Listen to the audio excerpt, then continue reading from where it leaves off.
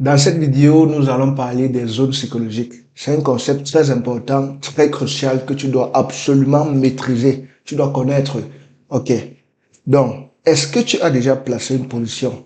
Tu places une position, tu mets ton take profit à 100 dollars, par exemple, à un chiffre rond. Tu mets ton stop loss à 100 dollars et tu mets ton take profit à 100 dollars et tu mets ton stop loss, par exemple, à 50 dollars. Est-ce que tu as déjà fait ça? Si tu as déjà fait ça, écris en commentaire maintenant, avant qu'on ne continue la vidéo. Et clique sur le lien en description, tu rejoins mon canal Telegram et WhatsApp. Parce que je partage du contenu trading éducatif là-bas. Et nous sommes en fin d'année. Dans cette fin d'année, je vais aussi partager beaucoup de bonus et de promotions que tu ne dois surtout pas manquer. Alors, rejoins rapidement et abonne-toi aussi. Bon, si tu as déjà fait ça, sache que tu es victime des zones psychologiques. Tu es une victime. Parce que l'être humain a tendance à vouloir placer... l'être humain aime les chiffres ronds. Ok, l'être humain aime les chiffres ronds. Et ça, c'est justement une erreur que la majorité des traders font. Ils placent une position. Disons par exemple qu'ici, ils placent une position. Ils mettent stop loss.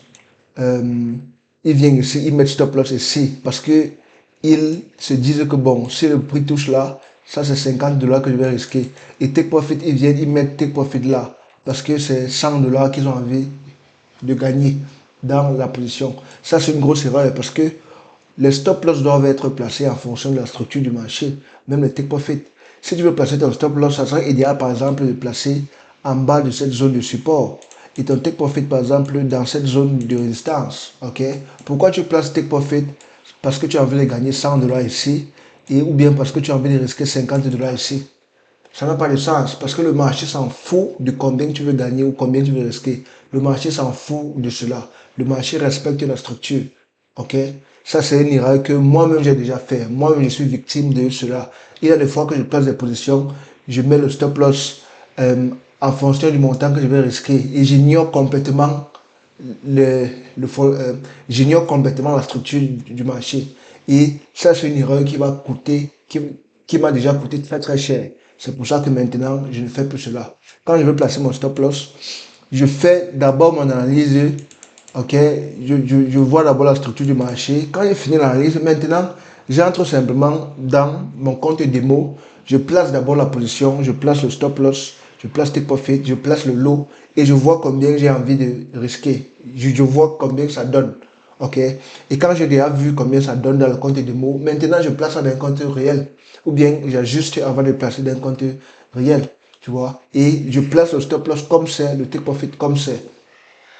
Ok, quel, euh, quel qu'en soit le montant risqué, ok, je fais juste en sorte que j'ajuste le lot pour que ça ne, pour que le stop loss ne dépasse pas le risque que j'ai envie de miser dans cette position. Ok, donc c'est un peu ça. J'ajuste seulement le lot pour faire en sorte que le stop loss ne dépasse pas le montant que j'ai envie de risquer pour la position. Mais sinon, je ne place pas mes stop loss basés sur combien j'ai envie de risquer. Non, je place mes stop loss basés d'abord sur la structure et maintenant j'ajuste le lot pour que ça ne dépasse pas le montant que j'ai envie de risquer. Et c'est comme ça que toi aussi, tu dois faire. Ok? Ne place pas tes stop loss juste parce que tu veux risquer tel montant ou tes profits parce que tu veux risquer tel montant. Non. Place tes stop loss parce que tu as vu que le marché respecte la structure et qu'il y a de fortes chances que ça soit respecté. Même chose pour les take profits. Ok?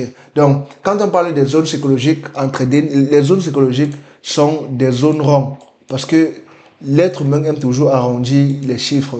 C'est pour cela que tu vas voir la majorité des traders, quand par exemple, ils veulent, disons qu'ils placent une position, ils voient que son take profit, par exemple, c'est à 86 dollars. Ok? La majorité des traders vont essayer d'augmenter ça. Ils vont dire que non, je veux une fois que mon take profit soit une fois à 100. Ça, c'est ce qu'on appelle les zones psychologiques. L'envie de l'être humain de toujours vouloir arrondir les choses. C'est ça qu'on appelle les zones psychologiques. La même chose quand quelqu'un place un take profit. Euh, S'il place un take profit et que le prix est à 2746, il va dire que non, je vais arrondir ça à 2750. Je monte mon take profit à 2750 parce qu'il veut que le chiffre soit rond Et ça, c'est une émotion dangereuse parce que les marchés s'en foutent de tout cela. OK? Il faut éviter cela au maximum. Il faut éviter cela au maximum. Place tes take profits en fonction de ce que tu vois, de la structure du marché, après avoir fait ton analyse. Ne cherche pas à redire les choses parce que ça ne va t'amener nulle part. Fais avec ce que tu vois. N'essaie pas d'arrondir les choses. Très important. OK. Abonne-toi et à la prochaine.